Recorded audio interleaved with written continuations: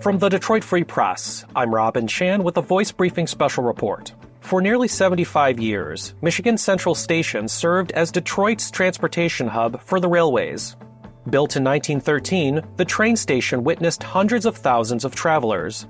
Over the course of the 20th century, the depot served as the backdrop to many historic moments, including soldiers departing to and returning from war. The station also served as an impressive arrival destination for Black Southerners seeking a better life in the North. However, as travel trends via air and car began to drastically change during the latter half of the century, the once bustling train depot declined in usage, and the final all aboard was called in 1988 as the station permanently closed. What followed for Michigan Central Station in the following 3 decades was a decay so severe that the once proud travel hub in Corktown became a symbol of Rust Belt decline and Detroit's diminishment. On June 6th, the culmination of what could be called one of the most ambitious restoration projects in Detroit's history will be fully realized, as a revitalized Michigan Central Station will reopen to the public.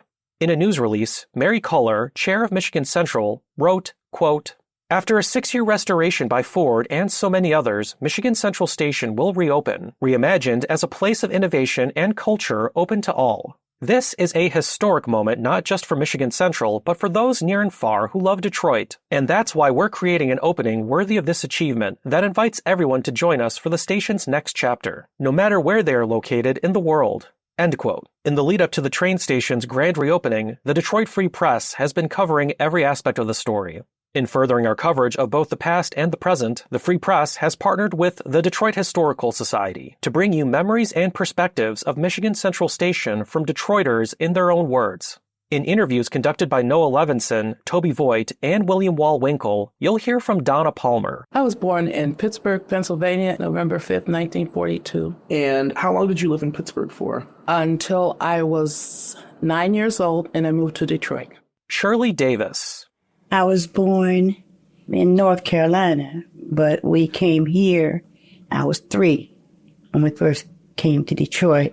Wylena Bivens. I was born August 9, 1940, in McDonough, Georgia. When did you come to Detroit? 1957. And Marcia Music. I was born in Detroit, Michigan, in Women's Hospital.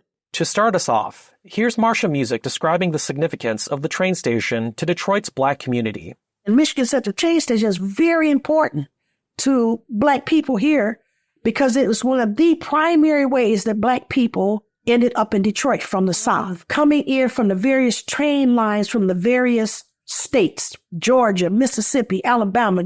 The train station is their first look at this city. You know, when they got here, this massive edifice, this symbol of Northern might, this magnificent thing, and they came here like this. But also, by the same token, if they were visiting and they went back down to the South, they could leave on the regular car, but when they crossed into the South, the car stopped, they got out of the car, and then they had to go into a segregated car. Others like Wylena Bivens and Shirley Davis also echo the grand impression Michigan Central Station and Detroit made when they first arrived. Here's Wylena Bivens describing to William Wall Winkle how she first viewed Detroit when her family moved from Gaston, Alabama. In 57, Mother said she couldn't make no living there, so we moved to Detroit.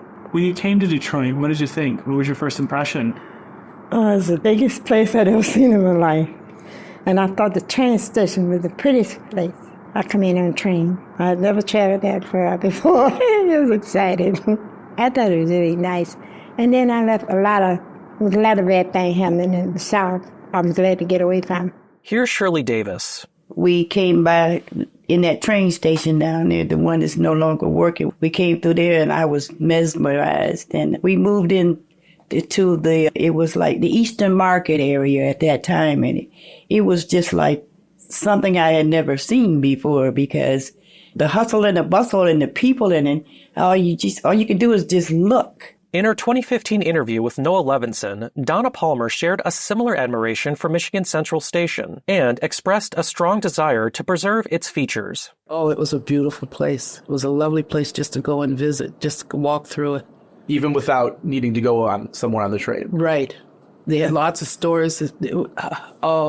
It's so sad the way it is now compared to before. I think it should be preserved and saved. The architect is so beautiful. It should really be preserved. Is there anything specific you remember about how it looks or how it looked? Huge inside, big area, large area inside, lots of sculptures. The inside of it was a lot of sculptures. My uncle traveled a lot, so we were back and forth at the train station, either dropping him off or picking him up. And we used to go down there, just to go down there as kids and just run around in the station till they run us out.